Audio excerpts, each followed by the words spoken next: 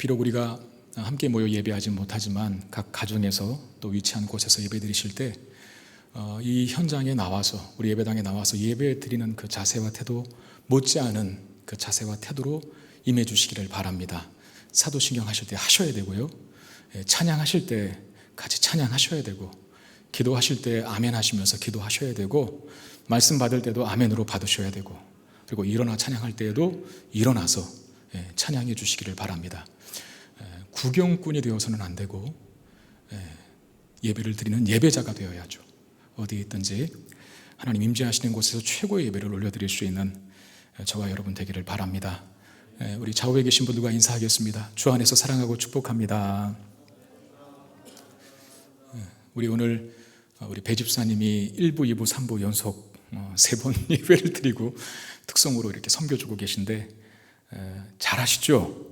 네, 가사도 참 좋고 곡도 참 좋죠. 놀라지 마세요. 작사 작곡한 곡이라 합니다. 지난주에 맞나요? 지난주에 주일 설교 말씀을 듣고 은혜를 받아서 그 말씀에 근거해서 가사를 쓰고 작곡을 했다 하는데 참 실력자이신 것 같아요. 하나님께서 기뻐 받으셨을 줄로 믿습니다. 그런 게 우리 안에 잔잔한 위로가 아닌가 하는 생각이 듭니다. 우리가 계속 이 열왕기상 말씀을 통해서 이제 그 북이스라엘, 즉 여로보암 왕의 통치를 보았죠. 이제 오늘부터는 마치 카메라가 그 앵글을 다른 쪽으로 돌리는 겁니다. 남유다 땅으로 향하여 그 남유다의 왕인 르호보암의 통치, 그 행적에 대해서 기록하고 있어요.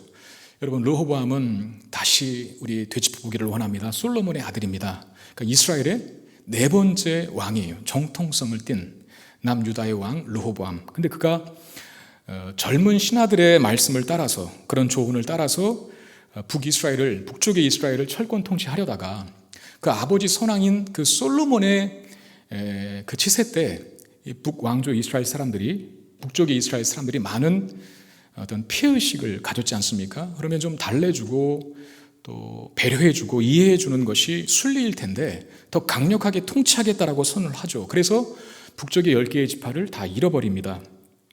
그래서 르호보암은 남유다, 즉 북쪽의 10개의 지파를 뺀 유다와 베냐민을 통치하는 남유다의 왕으로 17년간을 다스리게 돼요.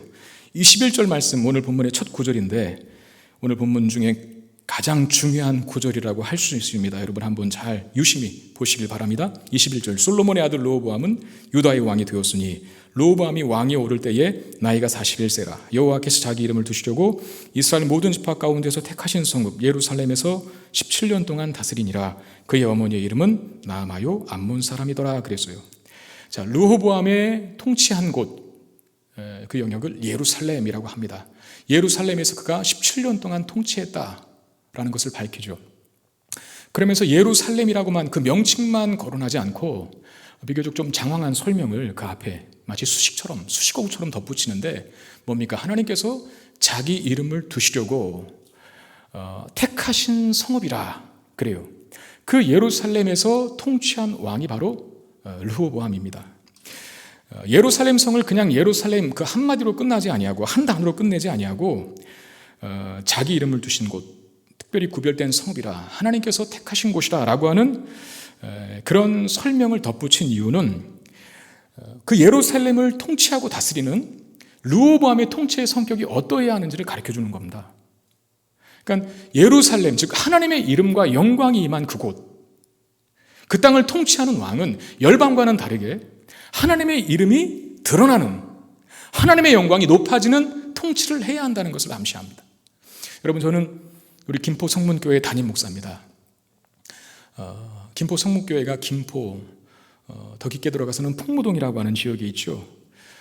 저의 김포 성문교회 담임 목사로서의 한 가지 바람과 또 희망이 있다면, 소원이 있다면 그것은 저를 통해서 하나님의 영광이 이 지역 가운데 드러나는 것, 제가 목회하는 이 교회를 통해서 하나님이 높아지는 것입니다. 지난 화요일 날 아시는 대로 지금 코로나가 다시 확산세에 접어들면서 사회적 거리 운동이 조금 더 강도 높게 됐는데 커피 홀도 들어가질 못해요. 커피를 마시고 싶어도 그 홀에 들어가서 마시지 못하는, 밖에서 주문을 해야 되는 그런 상황입니다. 제가 화요일 날 저희 교회 앞에 그 건너편 쪽에 버스 정류장 바로 앞쪽에 있는 건물에 커피숍을 찾았어요. 근데 많은 사람들이 홀에 들어가지를 못하고 대기하여 주문을 하고 있더라고요. 저도 줄을 섰죠. 여러분, 그때가 2시경이었습니다. 가장 햇볕이 따갑고 뜨거울 때였어요. 근데 그늘도 별로 없어요. 서 있기가 참 힘든 곳이에요. 근데 어쩝니까? 커피를 사야겠죠. 대기했죠. 근데 한 분이 일하다 보니까 이게 빨리빨리 진도가 안 나가는 거예요. 그래도 얌전히 서 있었습니다. 내 순서를 기다렸죠. 그런데 그 순간에 얼굴의 절반 이상을 가린 큰 마스크를 쓰고 렌즈가 큰 선글라스까지 착용한 한 아주머니께서, 제가 볼 때는 아주머니셨어요. 아가씨는 아닌 것 같아요. 아주머니께서 제가 먼저 왔음에도 불구하고 그 순서를 무시하고 주문을 하시는 거였습니다. 그분이 제가 서 있는 걸 분명히 봤고 100번 양보해서 그분이 제가 주문을 하기 위해서 서 있었다는 사실을 몰랐다 해도 제 입장에서는 황당한 일 아닙니까?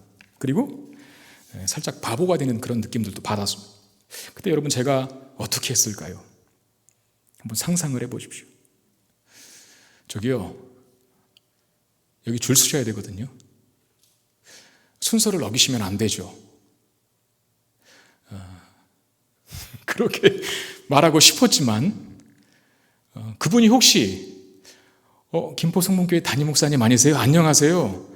마스크를 쓰고 있어서 잘 몰라 뵀어요. 라고 말할까 봐 저도 아무 말을 못했습니다. 그냥 서 있었죠. 아무 말 못하고. 만약에 제가 이 김포 성문교회를 담임하는 목사가 아니었다면 저는 제 하고 싶은 대로, 제 성격대로 말했을 겁니다. 그런데 저는 요새 제가 제 자신을 위해 기도하는 기도 제목 하나가 있어요. 항상 기도의 그 강도는 그렇지 못한 상황을 전제한다는 걸 여러분 기억하고 들어주세요. 하나님의 마음이 제 안에 있기를 원한다는 거예요. 그 넓고 큰 마음, 바다와 같은 마음, 그래야 어떤 사람도 또 어떤 사건도 또 어떤 상황도 다 품을 수 있기 때문에.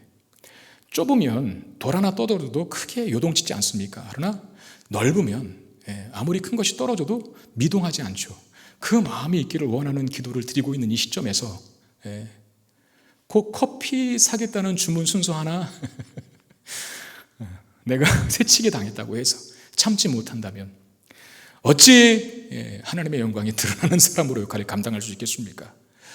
하나님의 영광이 드러나는 자로 이 땅에 존재하기를 원하지만 최소한 하나님의 영광이 가려지는 일은 없도록 저와 우리 김포 성문교회에 속한 성도들은 그렇게 거룩하고 존귀한 삶을 살 수 있게 되기를 바랍니다. 오늘 본문에서 르호보암의 통치를 설명하면서 예루살렘에 대한 장황한 설명을 하는 이유가 있어요. 그 이름에 걸맞게 르호보암 왕은 예루살렘을 통치하는 왕답게 그 땅을 통치해야 된다는 것을 가리키는 겁니다. 근데 21절에는 이 르호보암의 이런 거룩한 역할에 관한 기록만 있지 않아요.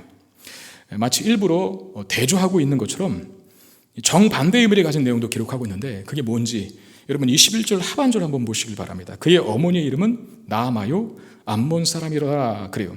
근데 이 똑같은 내용이 오늘 본문의 끝인 31절에서도 반복됩니다.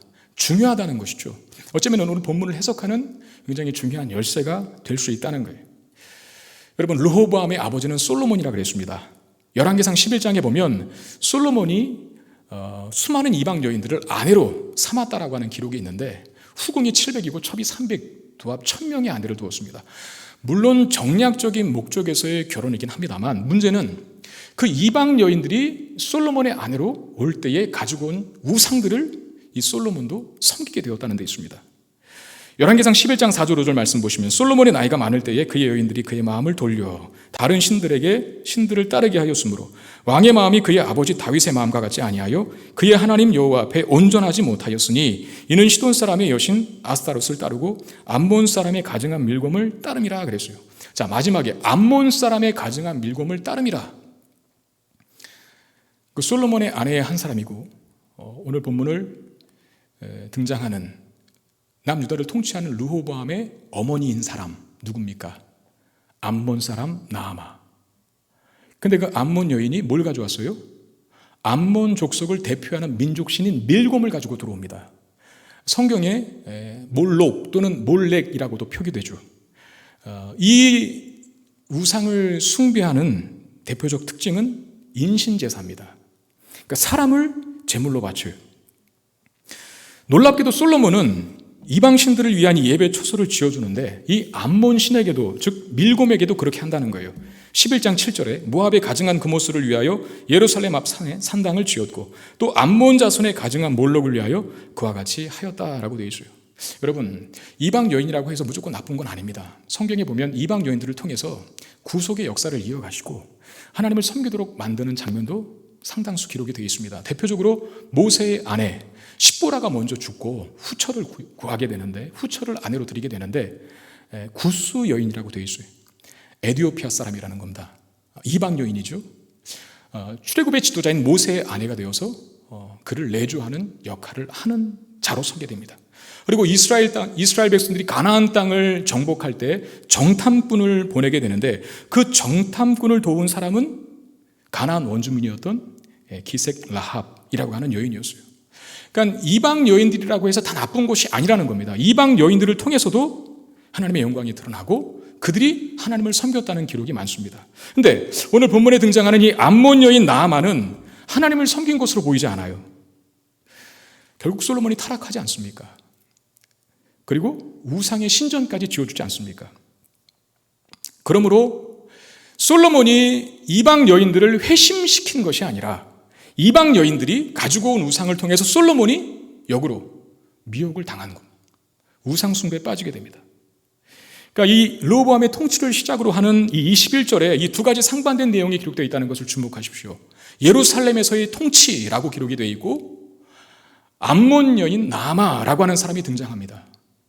르호보암은 이 두 상황 속에서 맞물려져 있어요. 예루살렘을 통치하는 왕으로서 하나님의 영광과 이름이 드러나는 통치를 해야 하는가, 아니면 암몬 족속 여인인 나아마, 즉 이방 여인의 악한 영향력을 받는 통치를 해야 하는가, 그 기로에 서 있다는 것입니다. 그 질문을 가지고 오늘 본문을 보시기를 바랍니다. 어디에 이 르호보암 왕이 더 많은 비중을 두고, 어느 정체성에 비중을 두고 통치하는지 말입니다. 여러분, 이 르호보암의 통치에 관한 이야기는 사실 열왕기서보다는 역대기서에 더 자세히 기록되어 있습니다. 역대하 11장에 보면 르호보암이 하나님 편에서 통치했을 때 그때 그 나라가 강성해졌다라고 하는 기록이 있어요. 역대하 11장 16절 17절 말씀, 이스라엘 모든 지파 중에 마음을 굳게 하여 이스라엘의 하나님 여호와를 찾는 자들이 레위 사람들을 따라 예루살렘에 이르러. 여러분, 그 말 한번 잘 보시길 바랍니다. 이스라엘의 모든 지파 중에, 이건 북이스라엘을 말합니다. 마음을 굳게 하고 이스라엘의 하나님 여호와를 찾는 자들이 누구를 따라요? 레위 사람을 따라 예루살렘으로 내려왔대요. 그러니까 북쪽의 이스라엘 사람들이 레위 사람들과 합류하여 내려왔대요. 무슨 목적에서? 그들의 조상들이 하나님 여호와께 제사하고자 한지라. 그러므로 3년 동안 유다 나라를 도와 솔로몬의 아들 르호보암을 강성하게 하였으니 이는 무리가 3년 동안을 다윗과 솔로몬의 길로 행하였습니다. 자, 여러분, 여기 북쪽에서 레위 사람을 따라 내려온 사람들은 목적이 단 하나예요. 예루살렘 성전이 남쪽 유다에 있으니까 하나님 앞에 참된 예배를 드리기 위해서 내려온 거예요. 정든 고향 땅을 등지고. 신실한 사람들이죠. 그 신실한 사람들이 남유다에서 왕의 통치를 조력하고 있어요. 여러분, 신실한 사람들이 르호보암 왕의 통치를 돕는다라고 한다면 어떤 방식으로 돕겠습니까? 왕을 위해서 기도했겠죠. 그리고 신앙적인 조언들을 했겠죠. 하나님이 기뻐하시는 통치는 어떤 것인지를 제시했겠죠.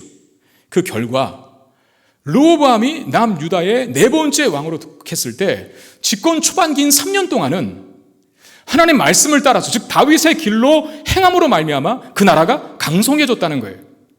여러분, 성경의 이런 기록들을 우리는 유심히 봐야 하고 또 붙들 수 있어야 합니다. 북이스라엘 땅에도 신실한 하나님의 사람들이 남아있다는 것. 여로보암이 왕이 되어서 하나님 앞에 범한 큰 죄가 뭡니까? 지 마음대로 통치한 것이죠. 그러니까 베델과 단의 성전을 세우고, 불법적인 것이죠. 절기의 날짜를 바꾸고, 그리고 아무나, 즉 레위 사람이 아닌 아무나 제사장을 삼았어요. 그러니까 신실한 레위인들이 거기에 반발하여서 신실한 사람들과 함께 남유다로 내려오는 겁니다. 그리고 그들이 남쪽의 유다 왕인 르호보암을 도와서 그 나라를 강성하게 만듭니다. 이 시대에 이 당의 교회들이, 특별히 한국 교회가 마치 바닥을 헤매고 있는 것 같은 끊임없는 침체와 나락 속에 있는데, 여러분, 그래도 우리가 낙심만 하고 있지 않아야 할 이유는 뭡니까? 하나님은 지금 이 순간에도 신실한 하나님의 사람들을 세우셔서 여전히 일하고 계시다는 사실, 여러분 믿으시기를 바랍니다. 우리가 이후에 보겠지만 북이스라엘에 아합 왕이 집권했을 때, 아합 왕이 가장 사악한 왕이에요. 그 아합 왕이 집권했을 때 그때 선지자로서 역할을 감당했던 사람들이 바로 엘리야, 엘리사 이런 사람들입니다. 엘리야가 분연이 일어나서 최선을 다하여 다시 한번 북이스라엘 땅에 임한 바알 신앙을 몰아내고 여호와의 신앙에 부흥을 꿈고 최선을 다해 달려갔지만 열매가 없어요. 자기만 열심을 내는 것 같아요. 하나님 앞에 로덴 나무 그늘에 앉아 그 신의 광야에서 원망 아닌 원망, 불평 아닌 불평을 하지 않습니까? 하나님, 제가 이렇게 열심히 했는데 왜 안 도와주십니까? 이제 다 죽고 저만 남았습니다. 그냥 차라리 저도 데려가 주십시오 라고 한탄하죠. 탄식하죠. 그때 하나님께서 뭐라고 하십니까? 너가 몰라서 하는 말인데 아직도 바알에게 무릎 꿇지도 않고 입 맞추지 않은 7,000명을 내가 남겨두었다 라고 말해요. 보여지는 것이 전부가 아닌 것을, 보이지 않는 영역 속에서 하나님이 일하고 계시다는 사실, 여러분 믿으시기를 바랍니다. 오늘 본문에 북이스라엘의 신실한 사람들이 하나님 앞에 참된 예배자로 서기 위해서 남유다로 내려오잖아요. 그리고 이 르호보암의 통치를 도와 그 땅을, 그 나라를 강성하게 만듭니다. 하나님 말씀대로 신앙적인 가치를 최우선순위에 두고 나라를 이끌었을 때 르호보암과 그 나라는, 남유다는 강해졌다는 거예요. 그런데 르호보암의 상승세는 3년을 못 가요. 부흥기는 딱 3년이었어요. 이후에는 곤두박질 치기 시작하는데 무엇 때문에 곤두박질 쳤을까요? 역대기 기자는 이렇게 설명을 합니다. 역대하 12장 1절, 르호보암의 나라가 견고하고 세력이 강해짐에 그가 여호와의 율법을 버리니 온 이스라엘이 본받은지라 그랬어요. 세력이 강력해지니까 하나님 없어도 된다, 교만해지기 시작합니다. 말씀을 버리고 자아가 드러나기 시작합니다. 신앙을 버리고 그 손에 우상을 붙잡기 시작합니다. 여러분, 이스라엘 백성들이 하나님을 외면하면, 하나님 말씀을 저버리면 하나님을 외면하고 끝나는 것이 아니라, 말씀을 저버리고 끝나는 것이 아니라 항상 다른 걸 손에 줘요. 그 다른 게 뭐겠습니까? 결국은 세상적인 가치요, 그리고 창궐한 우상들이었다는 거예요. 그 내용이 오늘 본문 말씀에 기록되어 있습니다. 22절 24절에 보니까 유다가 여호와 보시기에 악을 행하되 그의 조상들이 행한 모든 일보다 뛰어나게 하여 그 범한 죄로 여호와를 노엽게 하였으니 이는 그들도 산 위에와 모든 푸른 나무 아래에 산당과 우상과 아세라상을 세웠습니다. 그 땅에 또 남색하는 자가 있었고 여호와께서 이스라엘 자손 앞에서 쫓아내신 국민의 모든 가증한 일을 무리가 본받아 행하였더라. 자, 하나님의 말씀을 버리고 우상을 숭배하게 되는 그런 르호보암, 그런 르호보암을 열왕기 기자는 어떻게 평가합니까? 조상들이 행한 악보다 더 뛰어난 악을 행한 자라. 여러분, 뛰어나다라고 하는 것은 뭔가를 잘할 때 쓰는 표현 아닙니까? 그런데 악을 더 뛰어나게 행했대요. 누가? 이 르호보암 왕이. 산당을 짓고 우상신전을 만들고 아세라상을 세웁니다. 그리고 그 우상을 섬기는 신전에 남색하는 자도 있었다라고 말을 합니다. 이건 그때 당시 우상의 신전에 그 신전을 섬기는 여사제, 즉 여창이 존재했던 것처럼 남창이 존재했다는 사실을 말해요. 여러분, 예루살렘 한복판에, 예루살렘 땅에, 남유다 땅에 우상의 신전이 세워지고 남색하는 자들이 존재했다는 것, 이 얼마나 큰 죄입니까? 르호보암의 집권 초기 3년은 융성해졌어요. 강성해졌습니다. 그러나 그가 이후 14년 동안 조상들보다 더 뛰어난 악을 행하게 되는데, 하나님의 말씀을 따라 다윗의 길로 걸었을 때에는 강력해졌던 그 유다 나라가, 르호보암은 14년을 통치했다 그랬잖아요. 나머지 17년을 통치했다 그랬잖아요. 나머지 14년 동안을 우상을 숭배하게 되는데, 그 결과가 무엇이었는지, 하나님 말씀을 따라 통치했을 때는 강력해졌던 나라가 우상을 손에 들었을 때에는 어떤 결과가 주어지는지, 오늘 보면 25절, 26절에 이렇게 말씀합니다.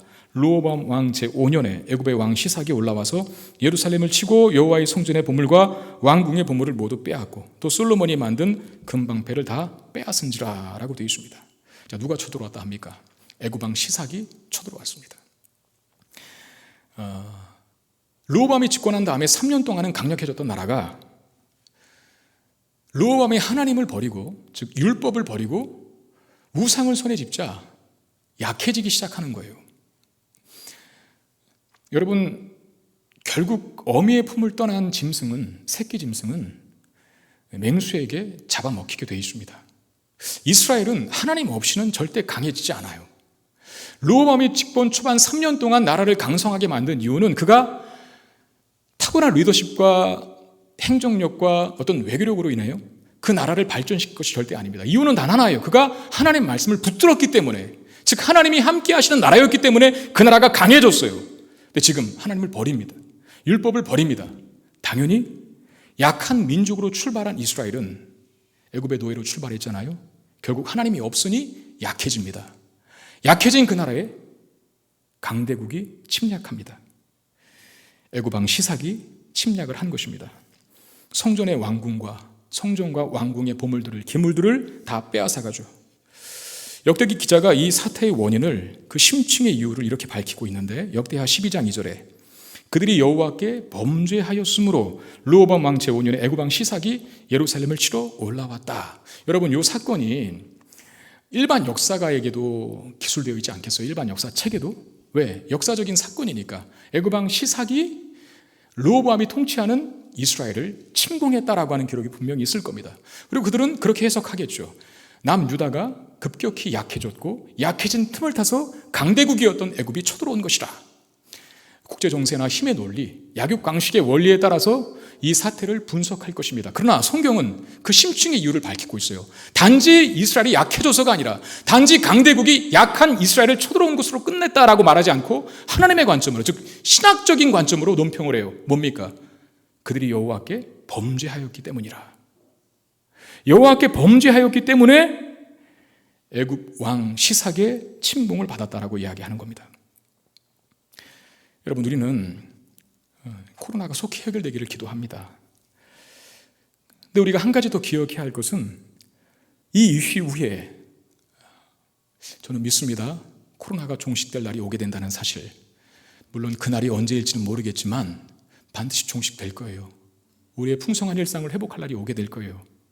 그런데 그 이후에 우리의 삶이 그 이전과 같다면 그건 모든 사건 속에 그 배후에 역사하시는 하나님의 주권과 섭리를 인정하는 교회의 태도가 아닙니다. 자, 하나님의 심판으로 인하여서 범죄한 이스라엘을 하나님의 심판으로 인하여 애굽 왕 시삭이 남유다를 침공했어요. 일반 세상 사람들은 단지 그냥 힘의 논리로 강대국이 약소국을 쳐들어왔다라고 하는 해석으로 끝나겠지만, 하나님을 믿는 우리들은 우리 안에서 벌어지는 모든 사태와 상황 속에서 하나님의 뜻을, 그 섭리를, 그 계획을, 그 목적을 헤아릴 줄 알아야 돼요. 코로나라고 하는 상황이 우리를 힘들게 합니다. 하나님 반드시 끝내게 하실 날이 올 것입니다. 그러면 우리는 달라져야 돼요. 하나님이 그 일을 허락하셨다라고 한다면 우리에게 반드시 요구하시는 태도와 자세가 있을 거예요. 그게 뭡니까? 세속화되었던 우리의 삶을 뒤로 하는 거예요. 하나님 앞에 교만해진 목을 이제 겸손으로 그 허리를 동이는 거예요. 영적인 가치를 하찮게 여기던 마음들을 영적인 가치를 최우선순위에 두고 살아가는 삶으로 바꾸는 거예요. 세상에 빛과 소금으로 살지 못했던 삶을 두려워하고 하나님의 영광을 드러내는 빛과 소금의 역할로 존재하는 것. 그게 코로나 이후에 달라진 우리의 모습이 하지 않겠습니까? 애굽의 침공으로 인해서 남유다가 입은 피해는 막대한 것이었을 겁니다. 특별히 오늘 본문에는 어떤 한 사건을 기술하고 있는데 뭐예요? 솔로몬이 만든 금방패를 다 빼앗기고 노수로 대신 방패를 만들었다라고 하는 내용입니다. 26절, 27절 말씀. 여호와의 성전의 보물과 왕궁의 보물을 모두 빼앗고 또 솔로몬이 만든 금방패를 다 빼앗은지라 르호보암 왕이 그 대신 노수로 방패를 만들어 왕궁문을 지키는 시위대 대장의 손에 맡겼다라고 말합니다. 자, 금방패를 놋방패로 대신하는 사건. 여러분, 성경 기자가 요 특징적인 사건을 기록한 이유는 무엇 때문일까요? 솔로몬이 만들었던 금방패. 그러니까 솔로몬 시대 때에는 굉장히 물질의 축복을 많이 받지 않습니까? 또 하나님께서 약속하신 바 또 이루신 그 약속의 성취의 결과이기도 해요.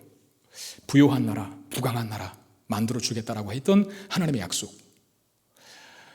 너무나 금이 그 땅에 넘쳐서 솔로몬이 큰 방패 200개와 작은 방패 300개를 만들어서 레바논 궁에 갖다 놓습니다. 여러분, 레바논 궁 생각나셔요? 백향목으로 다 되어 있는 레바논을 통째로 예루살렘에다가 옮겨놓은 곳. 굉장히 호화죠. 사치죠. 그런 럭셔리한 궁, 그 레바논 궁에다가 뭘 갖다 놨다고요? 금으로 만든 방패 500개. 다 순금이었을 것으로 봅니다. 어쩌면 그 금이 하나님께서 솔로몬의 나라와 솔로몬의 시대를 축복한 그 축복의 증거물일 수 있어요. 물론 솔로몬이 그것을 사용했어야 하는데 하나님께서 우리에게 주신 복은 고여있게 하라고, 우리만 누리라고 주신 게 아니지 않습니까? 금방패 만들라고 주신 건 아니잖아요. 나누고 베풀고 섬겨야 하는데 그러지 못한 솔로몬의 책임도 있었지만 어쨌든 금이라고 하는 것은 그 땅에 솔로몬의 시대 때 가득했다고 하는 것은 하나님이 그 땅을 복 주셨다는 것이 맞습니다. 은 같은 경우에는요, 길거리에 돌같이 흔했다라고 얘기를 해요. 근데 아버지 솔로몬의 시대가 끝나기도 무섭게 그 아들 르호보암은 다 잃어버립니다. 그 흔한 은도 없어요.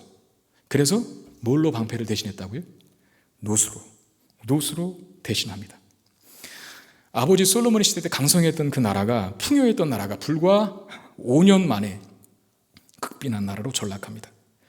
잃어버린 것은 이 물적인 풍요만이 아니었어요. 솔로몬의 시대 때 있었던 평화도 사라지게 됩니다. 30절에 르호보암과 여로보암 사이에 항상 전쟁이 있으니라.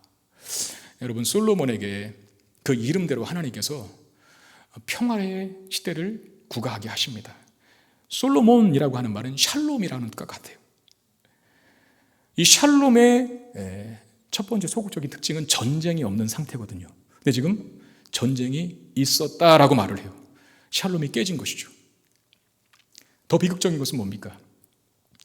어떤 적들을 상대하는 전쟁이 아니라 르호보암과 여로보암 사이에, 다시 말하면 같은 이스라엘 동족인데 남과 북이 끊임없이 서로 죽이고 죽는 전쟁을 반복했다. 요것 때문에 더 비참한 거예요. 여러분, 하나님의 말씀으로 나라를 통치했을 때 남유다는 강성해졌었습니다. 그런데 율법을 버리고 도처의 우상이 세워지자 남유다는 침략을 당하고 금과 은을 다 빼앗겨버리고 노수로 방패를 만들며 솔로몬 시대 때 구가되었던 평화도 잃어버리게 됩니다. 오늘 본문 21절에서 이 르호보암의 통치를 두고 하나님께서 자기 이름을 두시려고 택하신 성읍인 예루살렘에서 통치했다라고 하는 그 내용과 그의 어머니는 암몬 사람 나아마였다라고 하는 이 내용이 기록되어 있었어요. 그리고 31절 하반절에서 암몬 사람 나아마였다라고 하는 내용이 한 번 더 반복이 됩니다. 그렇죠? 그의 어머니의 이름은 나아마요 암몬 사람이더라. 르호보암의 통치의 시작과 르호보암 통치의 끝을 암몬 여인 나아마라고 하는 사람을 소개하는 것으로 맺고 있습니다. 예루살렘을 통치하는 왕으로서 르호보암은 하나님의 이름과 영광을 드러내야 할 왕의 책임이 있었어요. 그런데 또 하나, 그의 어머니는 암몬 여인 나아마였습니다. 르호보암은 거룩한 예루살렘 성을 통치하는 왕답게 하나님의 영광을 드러내는 통치를 할 것인가, 아니면 사악한 이방 여인의 아들로서 그 이방의 사악한 문화에 동화되어 타락한 통치를 하게 될 것인가? 오늘 본문은 결국 르호보암은 예루살렘의 왕이라고 하는데 실패하고 암몬 여인 나아마라고 하는 어머니의 사악한 영향을 처음부터 끝까지 받았다라고 기록하는 것으로 끝을 맺습니다. 르호보암의 성공적인 통치는요, 암몬 사람 나아마의 방식이 아니라 하나님께서 자기 이름을 주신 예루살렘을 마음에 둔 통치여야 합니다. 르호보암은 그 일에 실패하죠. 강성함을 모두 잃어버리고 빈궁한 왕, 빈궁한 나라, 그렇게 전락합니다. 여러분, 그 21절이 가장 중요하다 그랬는데 그 상황이 사실 이 땅을 사는 우리 그리스도인들과 어쩌면 동일한 상황이라 볼 수 있죠. 우리는 하나님의 자녀입니다. 또 하늘의 시민권을 가진 자들이에요. 우리는 이 세상의 가치에 따라 우리의 삶을 살지 아니하고 완벽하지는 못하지만 최소한 하나님 말씀의 원리에 따라 살려고 노력하는 사람들이에요. 마치 르호보암이 예루살렘에서 통치했던 것과 같은 그런 태도, 그런 마음, 나를 통해 하나님의 영광이 드러나고 하나님의 이름이 높아지기를 원하는 마음으로 그리스도인으로 이 땅을 사는 사람들이 우리입니다. 그러나 또 하나, 그런 그리스도인의 삶을 완성된 천국에서 사는 것이 아니라 하나님 말씀의 가치를 거부하고 대적하며 물리치는 세상이라고 하는 환경에서 살아야 하는데 어려움이 있다는 것이죠. 여러분, 정말 그렇지 않습니까? 하나님 말씀대로 살아가는 것이 쉽습니까? 천국에서 그런다면, 모두가 다 그리스도인이라면 그런 삶은 어렵지는 않을 거예요. 그러나 흘러가는 물결을, 아주 강한 물살을 거슬러서 올라가야 한다는 것은 2배, 3배 이상의 에너지가 필요합니다. 힘들다는 거예요. 예수님께서도 제자들을 가르치신 다음에 제자들을 세상에 보내실 때 내가 너희를 보내니 마치 양을 이리 가운데 보낸 것 같다라고 말씀하셨어요. 그리고 세상에 살고 있는, 세상 속에 살고 있는 그리스도인들의 삶을 마치 섬 아래 가루 속에 들어간 한 줌의 누룩과 같다라고 말씀하셨어요. 여러분, 섬 아래 가루와 엄청난 양이죠. 그러나 누룩은 한 줌입니다. 거기에 섞여요. 누룩이 보이겠습니까? 아마 존재의 흔적도 다 감춰버릴 거예요. 우리를 겨자씨 하나에 비유하셨어요.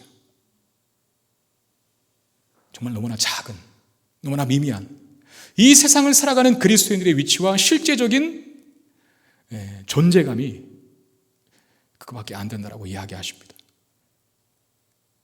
그리스도인으로서 이 땅에 사는 삶이 결코 녹록지 않음을 말씀하시는 것이죠. 그러나 예수님은 그 말씀만 하신 다음에 끝내지 않으셨어요. 그럼에도 불구하고 너희는 죽지 않는다라고 말씀하시죠. 내가 너희를 보냄이 양을 이리 가운데 보낸과 같도다. 그러므로 너희들은 들어가면 죽는다라고 말씀하셨습니까? 아닙니다. 내가 너와 함께한다. 그러니 너희들은 그 사명 감당할 것이다. 양이 이리를 변화시키는 이 놀라운 일을 하게 하신다고 약속하셨어요. 섬 아래 가루 속에 들어간 한 줌의 누룩이 섬 아래 가루를 마치 파묻혀진 것처럼 보이는, 그 존재의 흔적조차 그 자체를 다 감춰버린 것 같이 보였던 그 한 줌의 누룩이 놀랍게도 섬 아래 가루를 다 부풀게 한다는 것입니다. 겨자씨 하나만큼의 작은, 아주 미미했던 교회가 시간이 지나고 때가 되자 어마어마한 크기의 나무로 자라나서 공중의 새들이 깃들게 되는 역사를 허락하시겠다고 약속하셨어요. 여러분, 이 말씀 붙들고, 비록 우리가 이 세상을 하나님의 사람으로 말씀의 가치를 따라 살아가기가 참 어렵지만 그럼에도 불구하고 그 삶에 우리의 승리가 있고 성공이 있고 영광이 있다는 것을 기억하여서 믿음으로 선택하며 살아갈 수 있는 우리가 되기를 바랍니다. 우리가 찬양도 했잖아요. 믿음으로 선택하는 자, 그 자가 누리게 될 영광, 그 승리. 르호보암은 그 일에 실패를 합니다. 결국 아버지가 일구어 놓은 업적인 금방패도 놋방패로 바꾸어 버리고 맙니다. 여러분, 바라옵게는 우리의 신앙이 금방패에서 놋방패로 추락하는 일이 없기를 바랍니다. 신앙의 퇴보는요, 반드시 우리의 삶의 퇴보로 이어지게 되어 있어요. 신앙, 즉 믿음이 사라지는 그 영역만큼 다른 것이 채워지게 됩니다. 염려가 채워지고, 걱정이 채워지고, 불안이 채워지고, 두려움이 채워지고, 우울감이 채워지고, 이렇게 돼 있어요. 그 영적인 원리예요. 신앙의 태보를 경계하라는 것이죠. 줄기차게 앞만 보고, 제가 몇 주째 지금 강조하는데, 앞만 보고 줄기차게 표대를 향하여 달려갈 수 있어야 해요. 그래서 우리 2학기 사역을 예정대로 진행하려고 합니다. 이번 주부터 들어갈 건데, 물론 상황이 안정화될 때까지는 다 온라인으로, 비대면으로 하게 될 겁니다. 사실 2배, 3배의 에너지가 들어가겠죠. 코로나 핑계대고 안 하면 편하겠지만 교육자나 장로들 다 마찬가지로 그러나 할 겁니다. 왜? 우리의 신앙에 퇴보가 없기를 바라는 마음에서입니다.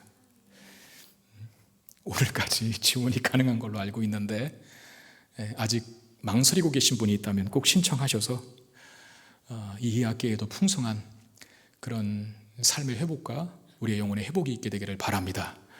퇴보하는 신앙이 아니라 어려운 상황 속에서도 전진하는 신앙인으로 서게 되기를 주의 이름으로 축원합니다. 마지막으로 이 여로보암에게는 여전히 기회가 남아있다는 사실을 오늘 본문이 기록해요. 31절에 보면 그 아들 아비암이 왕위를 이어받는다라고 하는 기록이 있는데, 여러분 이게 북왕국 여로보암과 대조적입니다. 우리가 지난 시간에 보았지만 여로보암에게 아들이 있었죠. 중병에 걸린 아들이 있었잖아요. 그 아들을 치유하기 위해서 자기 아내를 변장시키고 선지자 아이야에게 보내기까지 하지 않습니까? 그러나 결국 그 아들은 죽죠. 사실 여로보암이, 북왕국 여로보암이 자신의 후계자로 세우고 싶었던 아들이 바로 그 중병이 든 아비야였어요. 그 아비야를 성경이 하나님께 선한 마음을 가진 자라고 평가했음에도 불구하고 그는 살아나지 못해요. 죽습니다. 그런 다음에 북이스라엘의 여로보암이 죽고 그 아들 나답이라고 하는 사람이 왕위를 물려받는데, 여러분 나답은 바사라고 하는 부하에게 살해당합니다. 그리고 여로보암의 가문은 끝나요. 근데 오늘 본문에 남유다를 통치하는 르호보암은 그 왕위가 이어지고 있다라고 기록을 합니다. 그 왕위를 이어받은 사람이 르호보암의 아들인 아비암이었어요. 북왕국 여로보암이나 남왕국 르호보암이나 그 타락의 경중과 강도를 따지자면 거기서 거기 아닙니까? 어쩌면 르호보암이 더 심한 타락 아닐까요? 르호보암은 조상들이 행한 악보다도 더 뛰어난 악을 행했다라고 그렇게 평가하고 있었잖아요.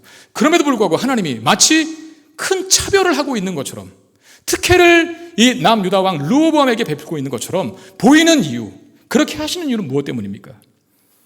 이유는 단 하나, 다윗과 맺으신 언약 때문입니다. 사무엘하 7장 12절 15절 내 수완이 차서 내 조상들과 함께 누울 때에 네가 내 몸에서 날 내 씨를 내 뒤에 세워 그의 나라를 견고하게 하리라. 그는 내 이름을 위하여 집을 건축할 것이요 나는 그의 나라의 왕위를 영원히 견고하게 하리라. 나는 그에게 아버지가 되고 그는 내게 아들이 되리니 그가 만일 죄를 범하면, 다윗의 아들 솔로몬을 말하겠죠. 1차적으로 그가 만일 죄를 범하면 내가 사람의 매와 인생의 채찍으로 징계하려니와 내가 내 앞에서 물러나게 한 사울에게서 내 은총을 빼앗은 것처럼 그에게서 빼앗지는 아니하리라. 남유다의 왕들은 거슬러 올라가도 다 다윗의 후손들 아닙니까?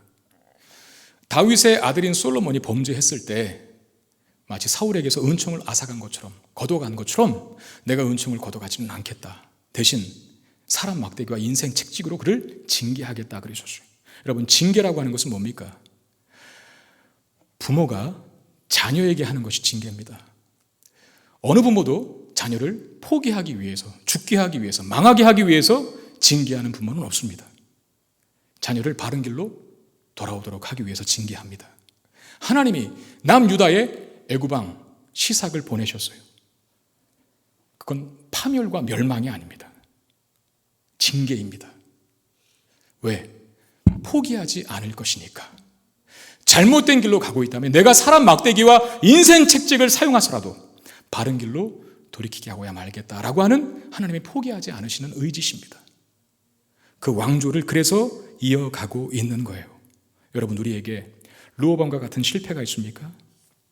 때로는 나의 실수 때문에, 나의 무지함 때문에, 나의 무능력함 때문에 심지어 내가 하나님 앞에 큰 범죄를 저질렀어도 그런 실패 속에 낙심만 하고 있고 낭망만 하고 있고 절망만 하고 있는 것이 하나님께서 원하시는 것일까요? 그렇지 않습니다. 하나님께서 우리를 예수 그리스도 안에서 영원토록 용서하시고 사랑하시겠다고 약속하셨습니다. 우리는 그 언약의 말씀을 믿고 포기할 상황 속에서 포기하지 않고 지쳐 쓰러져 넘어져 도무지 일어날 힘이 없을 그때조차라도 그 언약의 말씀 붙들고 다시 일어날 수 있는 사람들이 우리들이라는 거예요. 로마서 8장 38절 39절에 내가 확신하노니 사망이나 생명이나 천사들이나 권세자들이나 현재일이나 장래일이나 능력이나 기품이나 높음이나 다른 어떤 피조물이라도 우리를 우리 주 그리스도 예수 안에 있는 하나님의 사랑에서 끊을 수 없다라고 말씀하셨습니다. 우리를 우리 주 예수 그리스도 안에 있는 하나님의 사랑이라 그랬습니다. 영원토록 우리를 용서하시고 영원토록 우리를 사랑하시겠다라고 하는 하나님의 언약의 약속이 있대요. 그 사랑에 기대어 우리는 다시 믿음의 길을 갈 수 있는 것입니다.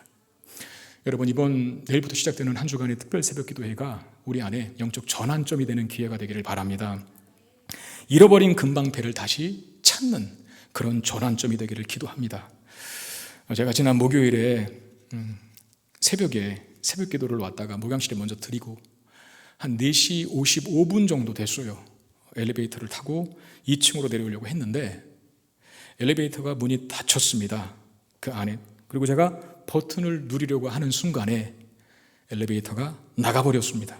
그래서 제가 4층에서 꼼짝없이 갇히고 말았습니다. 그 새벽 시간에 아무도 저를 구원해 줄 사람은 없었습니다. 저는 예배 시간에 핸드폰을 안 갖고 오거든요. 그리고 엘리베이터 안에서는 또 잘 안 터져요. 핸드폰도 없었죠. 물론 엘리베이터 안에 있는 긴급 통화 버튼을 눌렀어요. 그런데 이른 시간이다 보니까 이 자동 음단만 계속 반복되지 실제 사람이 받지를 않는 거예요. 경험해 보셨나요? 네. 저는 2번 경험해 봤습니다. 한 번은 아파트에서, 그리고 한 번은 우리 교회에서. 물론 교회가 이제 8년 정도가 돼서 이 건물을 지은 지 이런저런 또 노후하고 부품이 낡아지는 문제도 분명히 있습니다. 그런 생각을 해봐요. 만약에 제가 아니라 어떤 노약자들이나 어린아이가 갇혔으면 어떨 뻔했을까. 굉장히 그 짧은 시간이었지만 일단은 답답함, 그 폐쇄적인 공포 이런 것들이 밀려오더라고요. 그 순간에 제가 이런 생각을 하게 됐는데 그 전날 밤에 제가 공사판에서 엘리베이터를 타고 올라가고 또 내려오고 하는 일을, 또 그런 엘리베이터 여러분 보셨죠? 근데 그 공사가 어느 정도 마무리된 다음에 그 엘리베이터를 철거하기 위해서 탔던 2 부부가 인부들이었어요. 2 부부가 6층 높이에서 그 엘리베이터가 추락을 합니다. 그래서 2분 다 안타깝게도 사망했다는 그런 기사를 바로 제가 그 전날 접했었거든요. 제가 생각을 해봤습니다. 6층 높이에서 떨어지면 죽는구나. 저는 4층 높이에 있었지 않습니까? 그래서 최소한 죽지는 않아도 중상은 있겠구나 하는 생각을 했어요. 그럼 병원에 입원해야 될 텐데 제가 입원하면 다음 주부터 있을 특별 새벽 기도회를 어떻게 할까? 별의별 생각이 다 드는 거예요. 제가 말씀드리고 싶은 요지는 이런 마음으로 특별 새벽 기도를 준비했으니 한 번도 거르지 마시고 다시 한번 우리의 영적 상태를 전환시키고 도약의 밑거름으로 삼는 그런 계기가 되기를 바라는 마음에서 이 말씀을 드립니다. 결과는 어떻게 되었을까? 엘리베이터에 갇힌 저는 누구도 저를 구원해 주지 않았습니다. 제가 문 열고 나왔습니다. 열리니까 열리대요. 근데 힘이 많이 들었죠. 잘 안 열려요. 근데 좀 아는 분들이 그렇게 얘기를 하더라고요. 절대 그렇게 하면 안 된다고. 그러다가 뚝 떨어질 수 있다고. 다음부터는 갇히게 되면 잠자코 있겠다 이렇게 말씀을 드렸는데 여러분,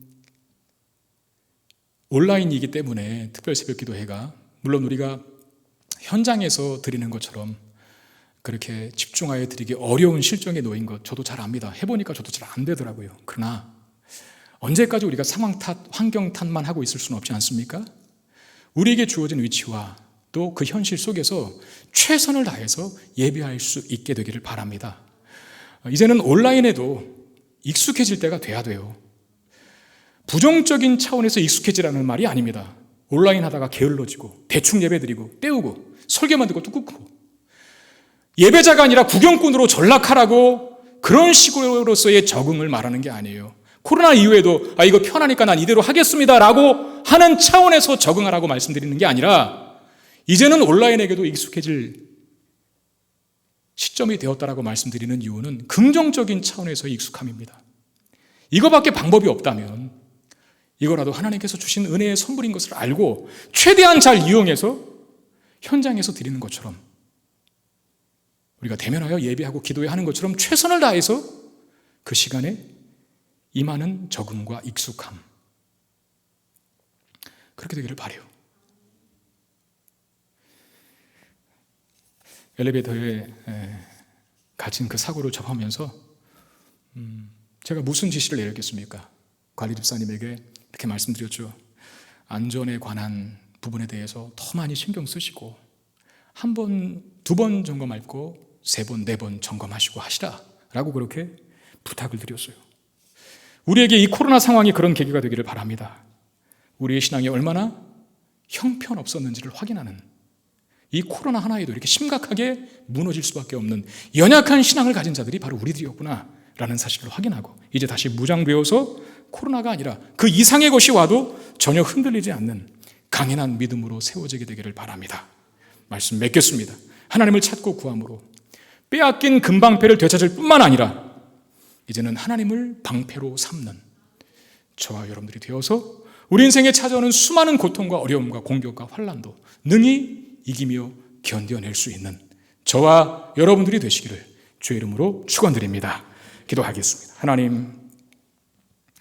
하나님의 법을 따라 살아가는 삶에 중단함이 없게 되기를 원합니다. 하나님 말씀에 따라 다윗의 길로 행했던 르호보암의 초창기 사역은 그야말로 그와 그 나라를 강성하게 만들었는데 높아지니 목이 고다 하나님 없이도 살 수 있겠다라고 판단하고 그의 손에 하나님 버리고 말씀을 버리고 우상을 집어들게 되었습니다. 그러자 약해졌고 하나님 강대국에 노란할 수밖에 없었던 이 남유다와 르호보암 왕의 모습을 우리가 말씀을 통해서 보았습니다. 하나님 어려운 상황 속에서도 말씀의 길을 따라 살아가는 삶을 포기하지 아니하고 중단하지 아니하고 지체하지 아니하고 표대를 향하여 한결같이 달려가겠다라고 선언했던 바울처럼 그 달려감을 중단하지 않는 우리가 되게 해 주시옵소서. 그래야 이 상황이 우리를 하나님과 더 멀어지게 만드는 것이 아니라 하나님과 더 가까이 가고 이전에 누리지 못했던 그 은혜와 그 복과 그 신령한 기쁨들을 누릴 수 있는 그런 시간들로 사용할 수 있도록 우리에게 믿음과 지혜를 더하여 주시옵소서. 우리 주 예수 그리스도 이름으로 간절히 기도드리옵나이다. 아멘.